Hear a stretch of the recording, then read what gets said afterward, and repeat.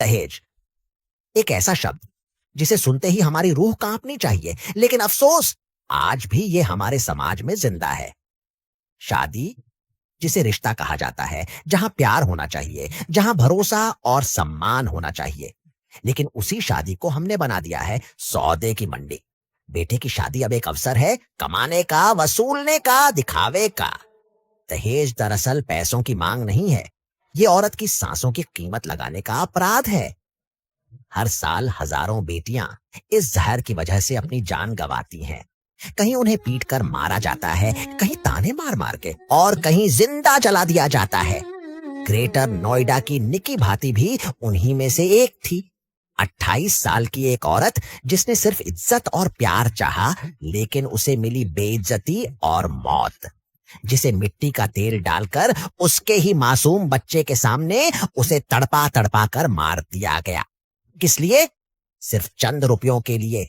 वो जल रही थी, चीख रही थी, जान की भीख मांग रही थी, मगर पैसों के लिए अंधे हो चुके लोगों ने उसकी एक न सुनी।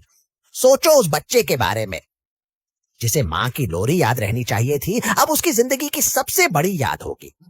मां की चीखें और जलता हुआ जिस्म। निकी चली गई, लेकिन उसकी चीख अब भी गूंज रही है। गूंज रही है इस सवाल के साथ, क्या हमारी बेटियों की जिंदगी हमेशा ऐसे ही लालच के तराजू में तोली जाएगी? आज भी हमारे समाज में दहेज जिंदा है।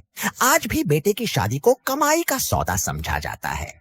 आज भी माँ बाप अपनी औकात से ऊपर जाकर सब कुछ लुटा देते हैं, लेकिन फिर भी उनकी बेटी सुरक्षित नहीं रहती।